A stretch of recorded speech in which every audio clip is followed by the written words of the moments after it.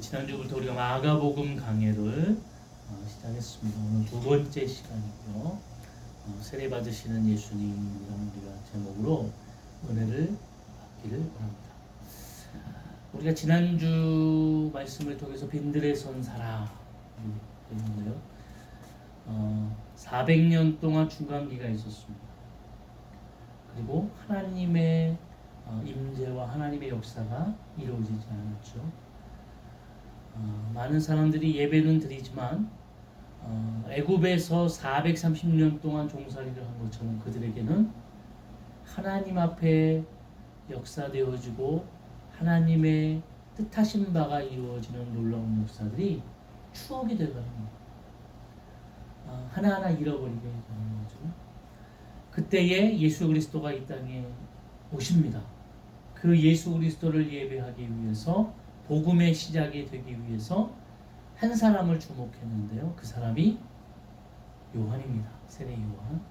그래서 세례 요한은 그 당시에 대제사장의 아들이었음에도 불구하고 모든 것을 다 내어놓고 광야에 나가서 석청을 먹고 메뚜기와 또 가죽옷을 입고 그곳에서 예수님을 예비하는 자로서의 삶을 살아가게 됩니다.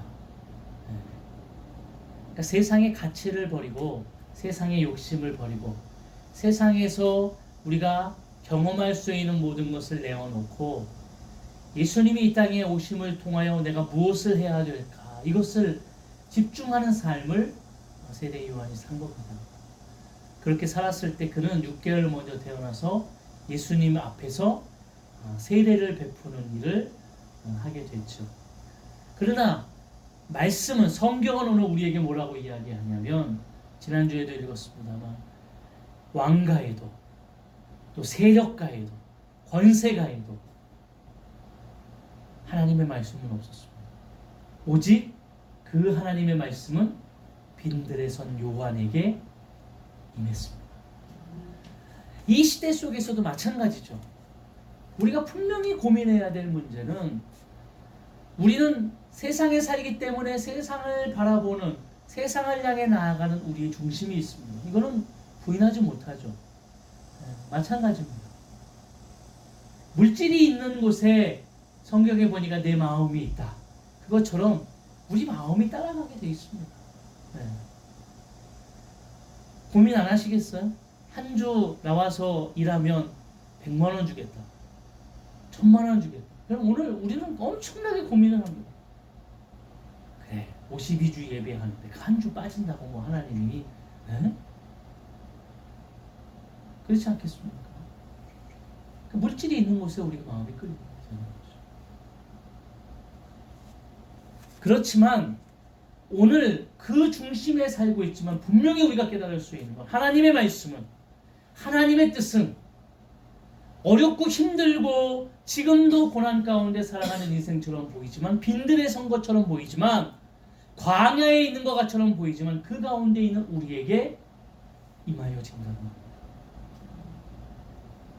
권세가 있고 명예가 있고 그것이 말하자면 그들에게는 없다 그런 얘기가 아니에요. 그들도 하나님 앞에 중심을 가지고 정말 겸손하게 하나님의 뜻을 깨닫고 섬기며 나아가는 자들이 있죠. 그런데 여기서 우리가 얘기하는 건 세상의 가치를 바라보는 자들, 세상의 가치를 우선적으로 살아가는 자들, 그름을 통하여 욕심을 가지고 세상의 것을 채우기 위해 성공하기 위해 수단과 방법을 가리지 않은 그 인생들을 이야기하는 겁니다. 오해하시면 안 돼요. 오늘 우리에게도 마찬가지죠. 우리가 어떤 가치와 어떤 개념과 어떤 세계관을 가지고 살아가느냐에 따라서 오늘 하나님의 말씀이 하나님의 뜻이 우리에게 임재하느냐 임재하지 않느냐를 경험하게 됩니다. 오늘 그래서 세례 요한을 통하여서 오늘 본문의 말씀을 보게 되어지면 예수님이 그때에 이렇게 쓰고 있잖아요. 이게 그때라는 것은 앞의 내용을 이어지는 전미사입니다. 앞의 내용은 세례 요한이 이제 물로 세례를 베풀었습니다. 그는 너희에게 성령으로 세례를 베푼다 얘기했어요. 세례를 세례 요한이 베풀 그때 예수님이 세례 요한에게 세례를 받으러 나왔습니다. 세례라는 이 단어는 밥티조라는 단어였습니다. 밥티조. 밥티조. 이 단어의 뜻은 물에 담그다 이런 뜻이에요.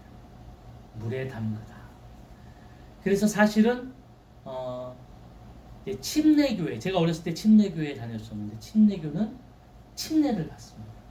물에 이렇게 다 담겼다 이런 거죠. 물에 담겼다가 성부와 성자와 성령으로 일어나게 되어지면 내 겉사람, 내 이전의 사람은 죽고 새로운 사람으로 태어나는 것을 이야기하는 겁니다. 그런데 장로교는 약식으로 해서 물에 담그진 않지만 물에 이렇게 머리를 적시는 거거든요. 근데 이 담그다라는 뜻에 보면 그런 뜻도 있어요. 적시다 이런 뜻도 있어요. 그래서 장로교가 잘못되고 침례교가 맞다 이럴 수도 없는 거고요.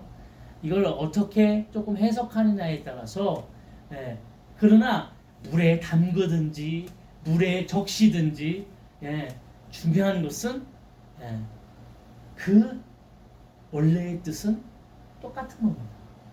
세례의 원래의 뜻은 똑같습니다. 그러면 우리가 여기서 세례 요한이 얘기한 그 내용이 있잖아요.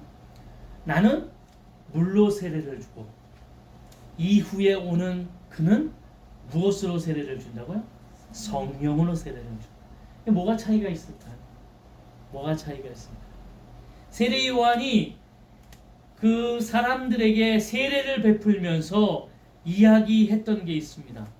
그것이 뭐냐면 4절 말씀입니다. 4절. 다 같이 한번 읽어볼까요? 세례 요한이 광야에 이르러 죄사함을 받게 하는 회개의 세례를 전파하니. 무슨 세례예요? 회개의 세례를 전파했습니다. 그래서 거기서 세례 요한이 강조하는 게 뭐였죠? 회개하라. 천국이 가까웠다. 회개하라. 천국이 가까웠다.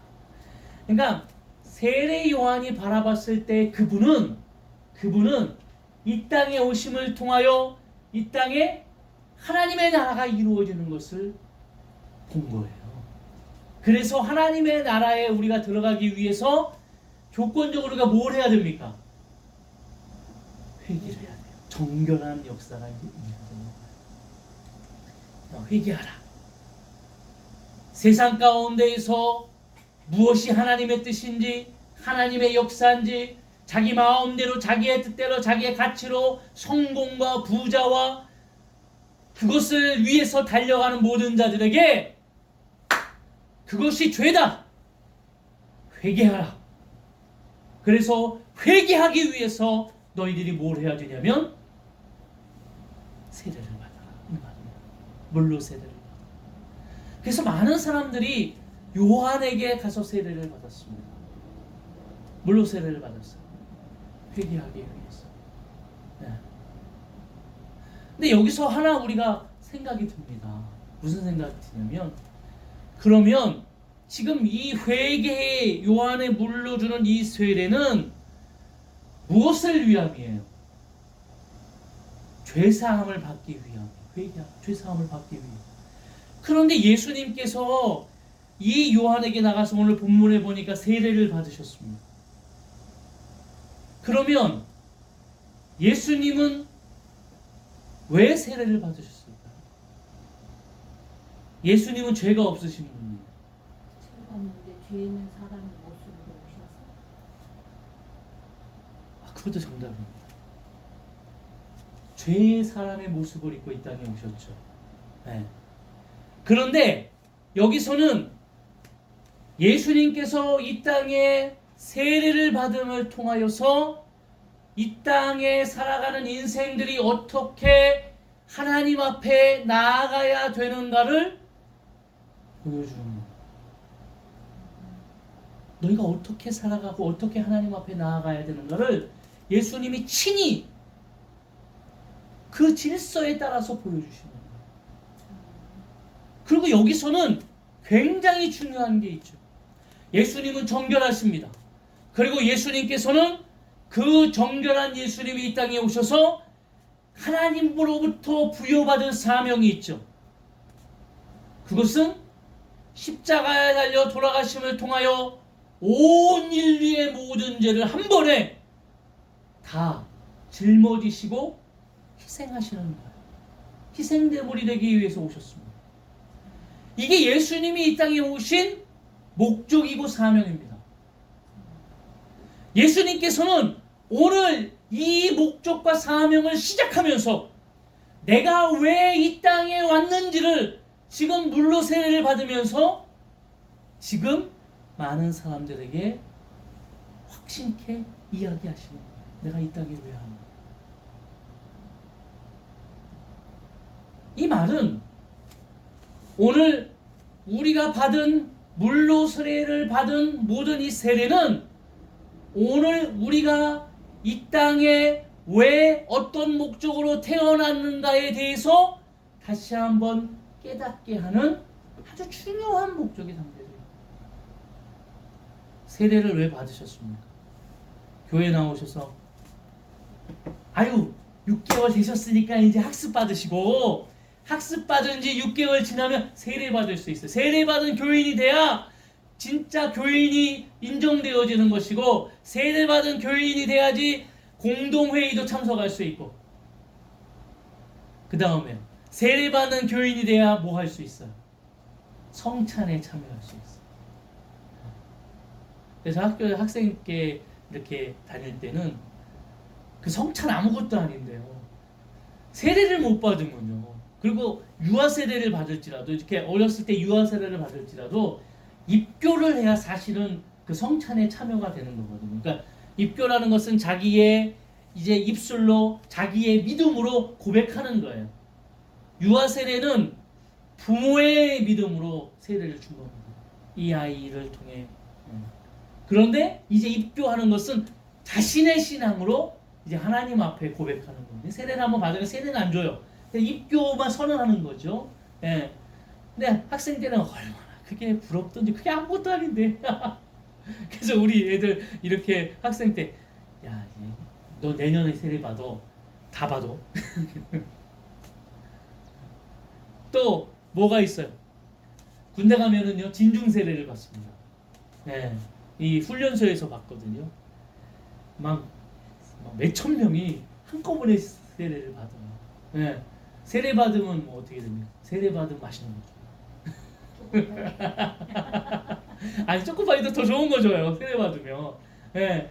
그러니까 세례 막 떠밀려서 막 세례 받고 그랬어요. 근데 우리가 꼭 분명히 알아야 되는 거는 요한의 세례의 이 물 세례는 분명히 회개의 역사가 있습니다.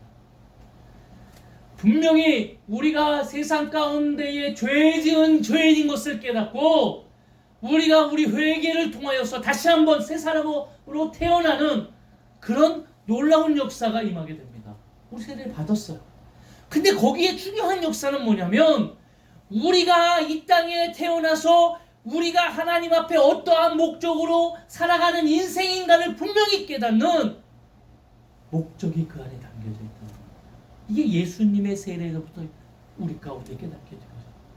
예수님은 죄가 없으신데 요한에게 물로 세례를 받으셨어요. 그 목적은 나는 이 땅에 십자가에 달려 돌아가심을 통하여 온 인류의 희생제물이 되기를 위해서 이 땅에 왔다라고 하는 확신적인 메시지가 그 안에 들어옵니다.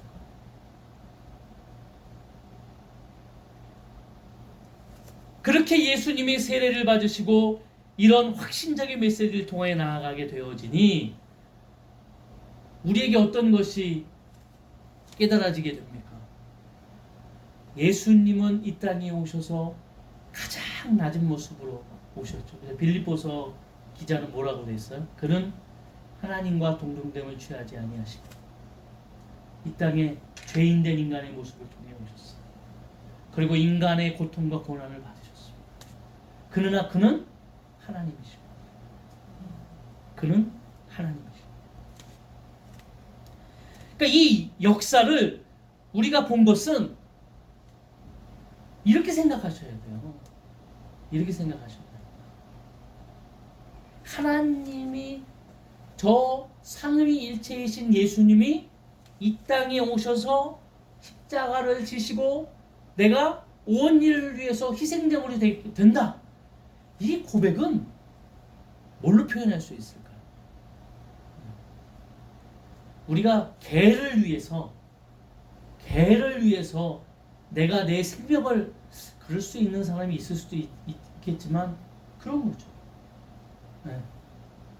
완전히 이거는 어떻게 보면 있을 수 없는 그런 일들이죠.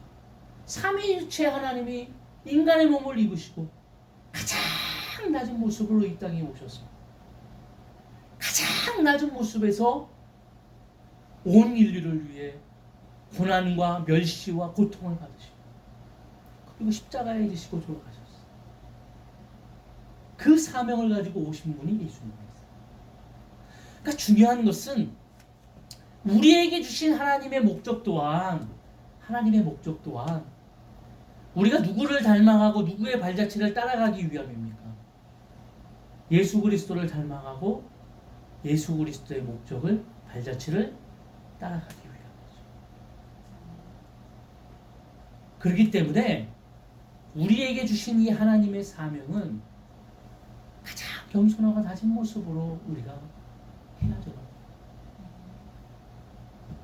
그래서 교회는 신앙이 오래되어지고 믿음이 깊어지면 깊어질수록 어떻게 된다고요? 더 낮아진다. 교회 가보면 안 되잖아. 교회 가보면. 네. 가장 뻣뻣한 사람들이 평신도 이래야 돼야 돼요. 그리고 어떻게 됩니까? 조금 덜 이제 고개가 저기 하면 권찰 집사 갔는데 그래도 많이 겸손하면 권사 또 조금 더 장로 제일 겸손해야 돼 교역자 목사 이게 제일 겸손해야 돼. 거꾸로 되면 문제가 있는 거예요. 고개를 쳐들고 거꾸로 신앙을 오래 했고 믿음을 깊이 받았는데도 그렇게 삶을 살았는데도 거꾸로 되어진다는 문제가 있는 거예요. 그런 역사를 위해 하는 게 아니죠. 저는 참 지금도 염려스러운 게 그런 거예요. 아니 예배를 드리겠다고 하니까 아니 예배를 그냥 조용한 데서 드려도 되는데 교회를 폐쇄하니까 서울역과 광화문 앞에 가져가지고 모여서 영상으로 예배를 드리면서 거기에 막 무슨 막 몇십 명씩 몇백 명씩 모여가지고 예배를 드리거든요. 아니 좋아요. 뭐 신념이니까. 근데 중요한 거는 나중에 믿지 않는 사람이나 그런 사람들이 우리가 전도를 할 때에 그 사람들에게 거꾸로 물어볼 때 어떻게 이야기를 할까? 저는 저 문제를 어떻게 이야기할 수 있을까? 물론 목사로서 굉장히 염려가 됩니다.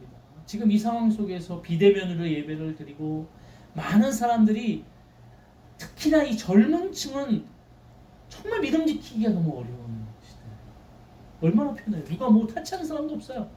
그냥 시간 날 때 영상으로 예배 드리면 되는 거예요. 얼마나 편리합니까? 그러니까 요즘 시대에 딱 맞는 거죠. 내가 필요할 때 필요에 의한 나 오늘 예배 드려야 되겠네? 이렇게 되어지는 거예요. 염려됩니다. 엄청나게 염려돼요. 요즘 뭐 제가 얼마 전에도 우리 사모한테 얘기할게요. 가상 공간에 빌딩을 세웁니다. 우리가 이렇게 집에 있는데 그가 가는 거예요. 그래서 빌딩에 엘리베이터를 타고 올라가요. 만약에 7층에 온마음교회가 있으면 7층 옥내에 가서 온마음교회를 가는 거예요. 그 온마음교회 문을 열면 거기에 우리가 다 들어있는 거예요. 거기. 그 예배하는 거죠. 이런 날이 올 수도 있다. 걱정 안 나는 거예요. 거기가 말하자면 이 온라인 가상 공간에 이렇게 꼭 빌딩이고 집이고 거기를 이렇게 임대해가지고 그냥 뭐 모여가지고 회의도 하고 예배도 드리고 이런 지금 시대가 지금 열렸어요. 앞으로 이게 더 발전이 되면 이렇게 안 되리라고 생각할 수 있을까요? 아니 지금 여러분 이게 저는 이 기술이 발전하는 게 어떤 한편으로는 너무 이게 너무 무섭지 않나. 이 교회적으로 보면 이제 이 젊은 세대는요 지금도 이제 비대면 예배가 이렇게 1년 반 정도 되니까 목사님들이 이제 막 하잖아요. 막 어떤 교회는 이제 수요 예배도 비대면으로 하고 막. 네? 이제 뭔가 막 하나씩 만들어가는 거잖아요. 만들어가다 보니까 이게 어느 정도 이제 자리를 잡게 되어지고 물론 그게 긍정적인 면도 있죠. 나중에 이 세대가 주역이 됐을 때 아니 바로 예배를 그렇게 힘들게 합니까? 그냥 그렇게 해가지고 거기서 다 만나면 되고 만나면 그래서 오늘 제가 하고 싶은 이야기는 이제 그 뒤에 이어지는 겁니다. 자, 예수님이 그렇게 이 땅에 오셔서 가장 겸손한 모습으로 세례를 받으셨고요. 자신이 왜 이 땅에 오셨는가에 대한 확실한 사명을 가지셨어요. 그럴 때 예수님께서 이제 세례를 받으실 때 놀라운 역사가 임했죠. 우리 9절부터 한번 볼까요? 그때 예수께서 갈릴리 나사렛으로부터 와서 세례를 받으시고 곧 물에서 올라오실새 하늘이 갈라짐과 성령이 비둘기같이 자기에게 내려오심을 보시더니 하늘에서부터 소리가 나기를 너는 내 사랑하는 아들이라 내가 너를 기뻐하노라 하시니라. 여기 세 가지 역사가 임했습니다. 뭐냐면 첫 번째는 하늘문이 열리게 됩니다. 하늘문이 열리고 우리가 아까 찬양했잖아요. 하늘문이 열리는 놀라운 역사가 임하게 되어집니다. 이것은 오늘 그 예수님의 세례 가운데에 하나님의 임재가 있었음을 이야기하는 겁니다. 물의 세례와 성령의 세례가 다른 게 뭐죠? 성령의 세례는 물의 세례는 아까 얘기한 대로 그냥 물에 담갔다가 올라오든지 물에 적셔지든지 형식적인 의미로 세례가 임하여진다면 성령의 세례는 하나님의 임재가 임하는 세례가 됩니다.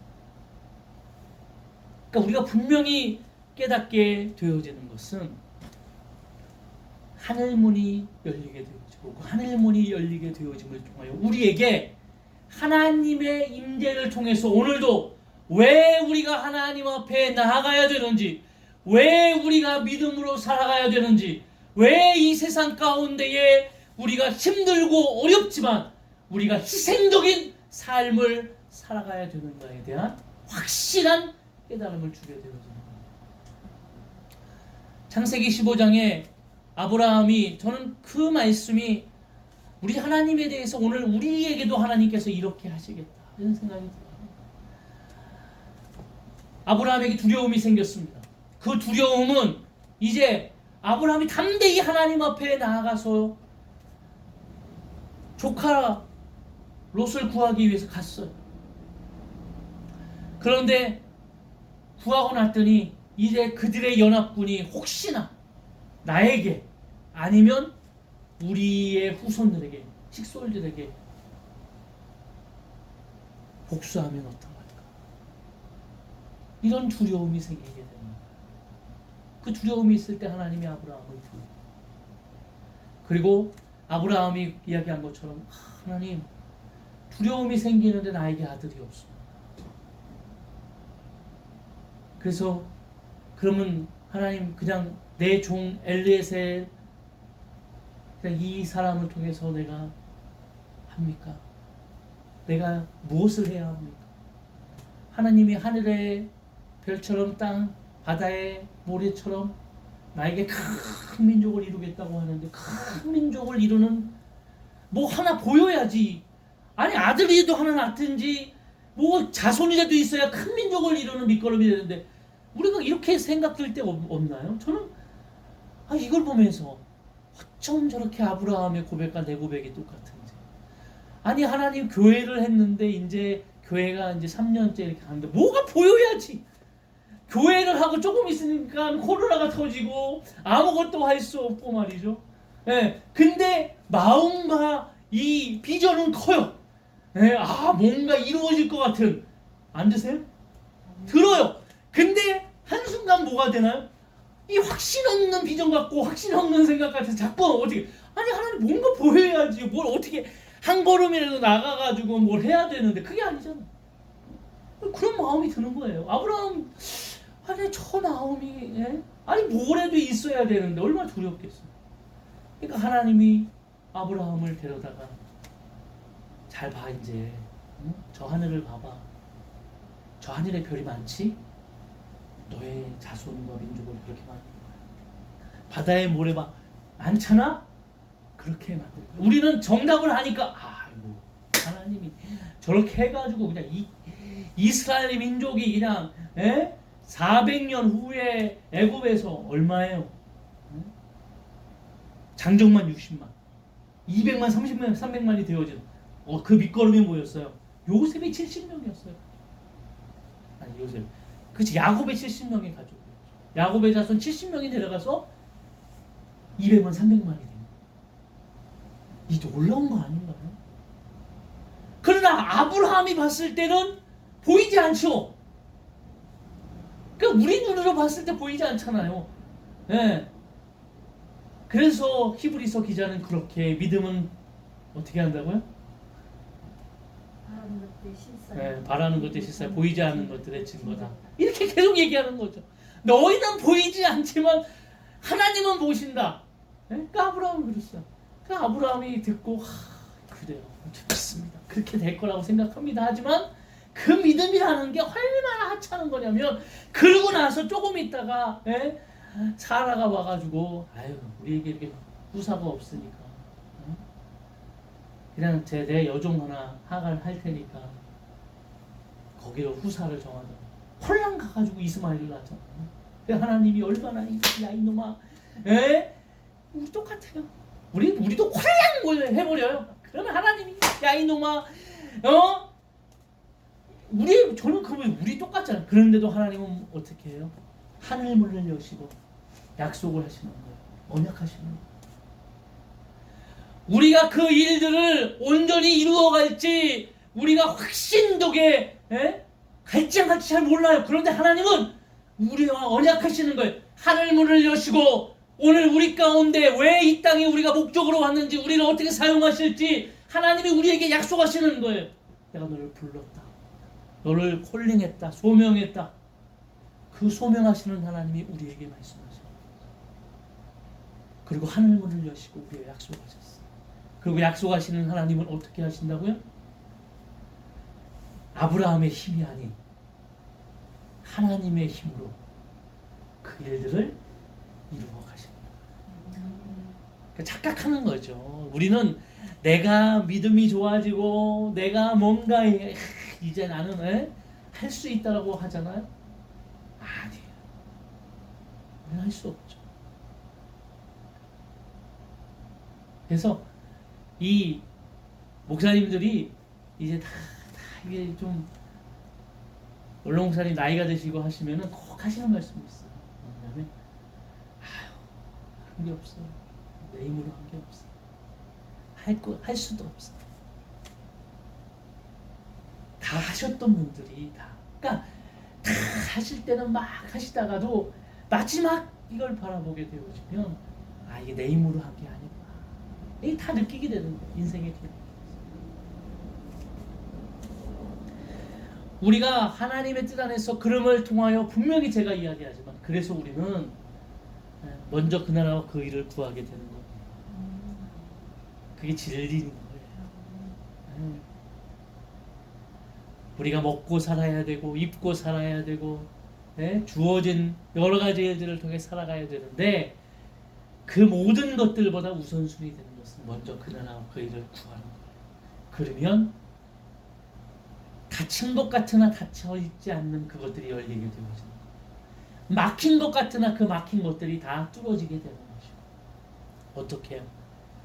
하나님의 임재가 하나님의 역사가 이루어지게 되는 거예요. 사실 예배의 현장이 그래서 오늘 우리가 불렀지만 하늘의 놀라운 역사가 오늘 우리 가운데 임함을 통하여 이곳에서 드려지는 예배, 이곳에서 드리는 기도, 이곳에서 드리는 찬양, 이곳에 주님이 함께 하심을 통하여 그 놀라운 역사들이 임하게 되죠. 이것을 경험하는 것이 예배입니다. 제가 아주 염려하고 속상하는 건 그 빌딩, 가상 공간의 빌딩에 찾아가가지고 거기서 이렇게 예배하는 그 순간에도 할 수는 있으나 할 수는 있으나 우리가 잃어버리고 그 하나님의 놀라운 임재와 역사를 잃어버리고 있지만, 영적인 놀라운 역사를 잃어버리고 있지만 그 염려가 되어지는. 두 번째는 뭐죠? 두 번째는 갈라짐과 하늘이 갈라짐과 성령의 비둘기같이 자기에게 내려오심을 보시더니, 성령이 비둘기같이 내려오게 됩니다. 놀라운 역사는요, 성령을 받은 자와 성령을 받지 못한 자, 이는 삶과 그 사명과 이 놀라운 이 여러 가지 삶 속에서 달라지게 되죠. 그러니까 이렇게 보면 되죠. 예수님 옆에서 3년 동안 제자들이 교육을 받았어요. 예수님께서는 제자들에게 끊임없이 가르쳐 주셨고, 그들은 예수님이 계실 때 놀라운 역사도 임하게 됩니다.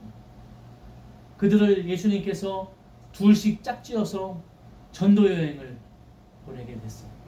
그랬더니 그들이 돌아와서 뭐라고 그랬죠? 우리가 말씀을 증거할 때 뭐가 나갔다고요? 귀신이 떠나가.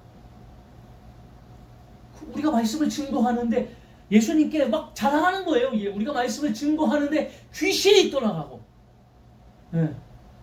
막 놀라운 역사들이 그들의 사역 속에 임했던 거예요. 그런데 중요한 것은 그렇게 돌아와서 막 자랑을 했던 그들이 예수님이 십자가에 달려 돌아가셨어요. 그들이 어디 있었습니까? 그들이 한 집에 숨어가지고 모든 창문도 다 가리고. 왜요? 두려웠어요. 예수님이 이제 없으니까 저 예수님 십자가에 달려 돌아가신 것처럼 우리 제자인 우리도 다 죽여버리겠다, 이런 생각이 드니까 두려워가지고. 그렇게 숨어있는 제자들에게 누가 다가오셨냐면 예수님이 부활하신 예수님. 흠칫 놀라게 되죠. 귀신인 줄 알고. 그런데 예수님 뭐라고 그러세요? 놀라지 마라, 두려워하지 마라. 그리고 그들에게 뭘 보여주세요? 십자가에 달린, 십자가에서 못 박힌 모습, 옆에 창자국, 도마에게 보여주시죠. 도마에 잊지 못하는 보여주시면서 예수다. 내가 얘기했지 않니? 내가 3일 만에 내가 다시 살아난다고 얘기했지 않니? 그리고 40일간 함께 계시다가 뭐라고 말씀하십니까? 내가 너희에게 보혜사 성령을 내려주겠다. 기다려라. 그래서 그들이 어디서 기다리죠? 마가. 오늘 이 마가복음을 쓴 마가의 다락방에서 120문도가 기다립니다. 그때 예수님이 말씀하신 것처럼 그 마가 다락방 위에 성령의 역사가 임하게 되어지고, 성령의 역사가 임하게 되어지는 후부터 그들의 인생이 바뀌어서 베드로는 어떻게 됩니까? 한 번에 설교했을 때 3,000명, 5,000명이 회개하고, 이 제자들이 막 사역 속에서 예수님이 하셨던 것처럼 그 놀라운 역사를 이루게 되어지고, 끝내 결론적으로 베드로는 십자가에 거꾸로 달려 돌아가 죽게 되어지고, 도마도, 그렇게 의심하던 도마도 순교하게 되어지고, 제자들이 성령의 역사를 받은 후에 이 땅에 통하여 담대한 하나님의 역사를 통하여서 변화된 인생들을 살아가게 되는 겁니다. 예수님이 세례받을 때 성령의 놀라운 역사가 임했던 것은 그 사역을 시작하면서 이제 그 사역 속에 하나님의 놀라운 역사와 하나님의 놀라운 능력이 함께한다라는 확신된 확증이죠. 오늘 우리에게도 마찬가지입니다. 성령 받으셨습니까? 성령 받은 우리에게 받지 않으셨다면 성령 하나님의 놀라운 역사가 이 예배를 통하여 임하기를 원합니다. 아멘. 성령 받으셨다면 오늘 우리에게 주셨던 그 성령 하나님의 놀라운 역사를 통하여 담대히 나아가십시오. 제자들이 그랬던 것처럼 말이죠. 제자들이 담대하게 나아갔던 것처럼 말이죠. 그렇게 나아가게 될 때에 하나님의 놀라운 역사가 임하게 되어지는 겁니다. 성령의 역사는 오늘 우리를 통하여서 무엇이 하나님의 뜻이고 무엇이 하나님의 역사인지를 깨닫게 하는 거죠.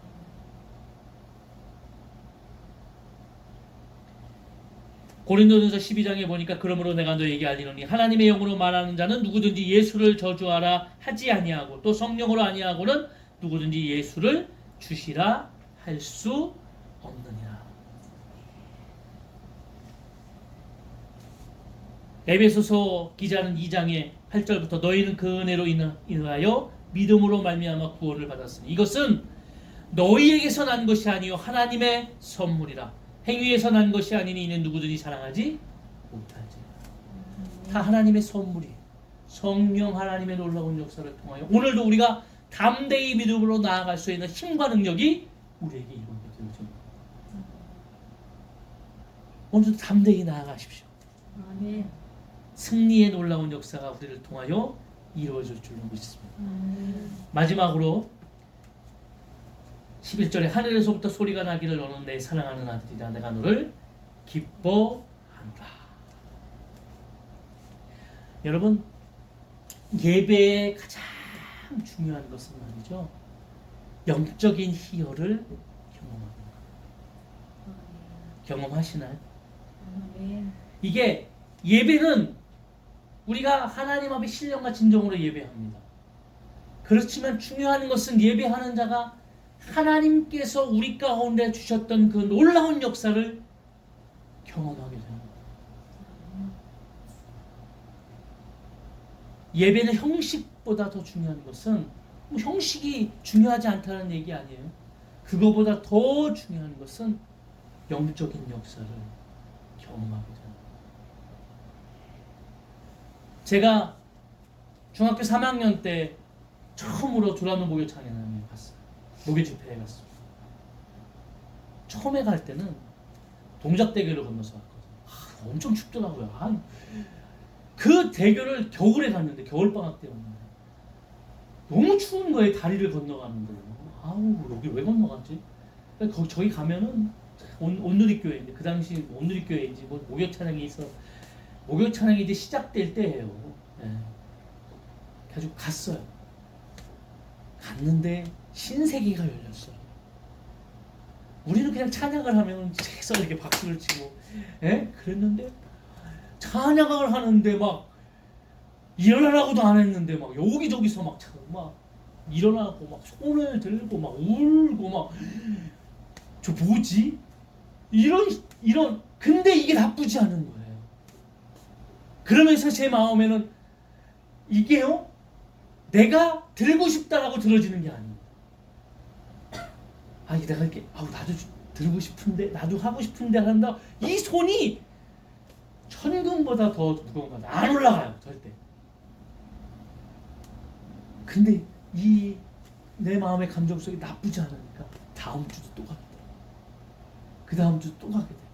그래서 거기를 계속 가게 되다 보니 어느 순간 나도 그들과 함께 손을 들고 찬양하게 되고 찬양하면서 울게 되고 그 안에서 하나님의 영적인 희열을 경험하게 됩니다. 교회에서 경험하지 못했던 그냥 어떻게 보면 말이죠. 교회에서 내가 그렇게 하나님을 향해서 간절하게 나아가지 못했던 내 모습이 막 거기에서는 간절하게 목사님 탓일까요? 제 탓일까요?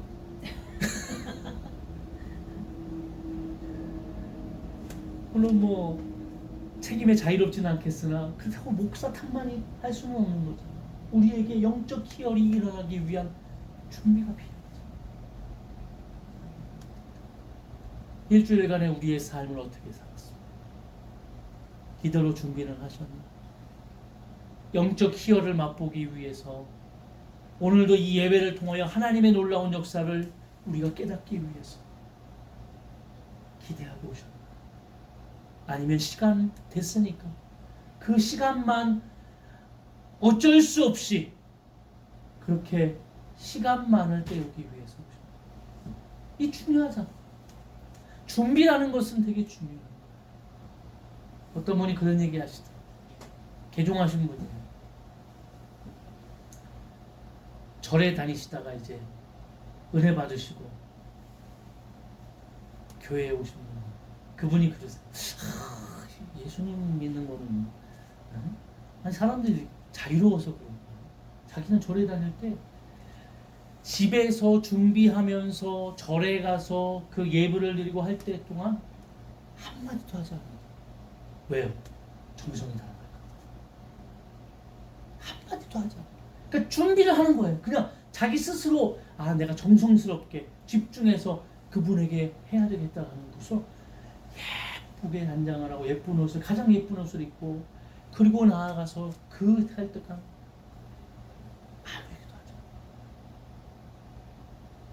아무 얘기도 하지 말라 이런 얘기가 아니라 마음의 준비를 얘기하는 거죠. 이렇게 하고 나왔을 때 우리는 내 사랑하는 아들이다, 이 말씀을 통하여, 오늘 메시지를 통하여 우리가 하나님의 영적 희열인 하나님의 놀라운 뜻을 깨닫게 되어진다는 거죠.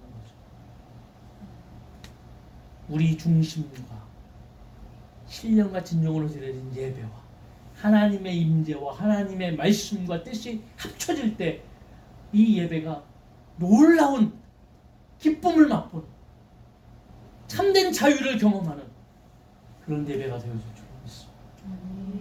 오늘도 하나님은 우리에게 임재하시고 말씀하여 주셔서 우리의 중심, 마음을 흔들어 주셔서 우리가 세상 가운데 일주일간 살아가면서 저부터 정말 힘들고 짜증나고 상처받고 정말 지치고 이랬던 삶의 모습을 하나님이 오늘 회복시켜 주시는 거예요.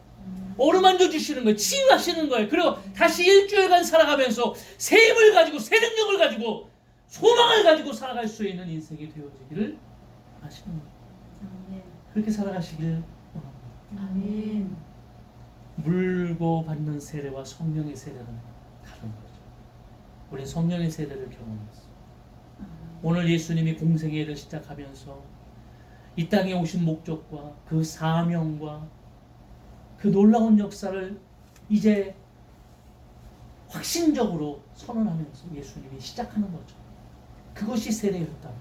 오늘 우리도 이 예배의 시간이 그렇게 하나님 안에서 우리에게 주어진 목적과 사명을 날마다 깨닫고 한 걸음 한 걸음 우리가 담대히 나아가기를 위해 믿음으로 하나님 앞에 선언하는 그런 놀라운 예배와 하나님의 임재와 하나님의 뜻을 통해서 우리의 심령이 변화되어지는 놀라운 고백들이 하나님 앞에 드려지는 예배가 되어질 줄 믿습니다. 아멘. 그렇게 나아가시기를 주의 이름으로 축원합니다. 아멘. 우리 시간에 하나님 앞에 찬양하겠습니다.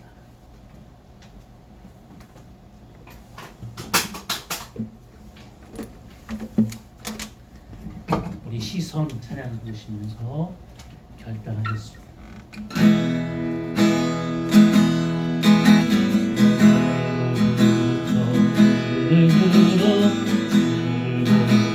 시작할 때 주의 일을 보겠네. 그 작은 마음 돌이키사 하늘에 꿈꾸게 하네. 주님을 볼 때 모든 시선을 주님께 드리고 살아계신 하나님을 느낄 때 내 삶은 주의 역사가 되고 하나님이 일하기 시작하네. 성경이 나를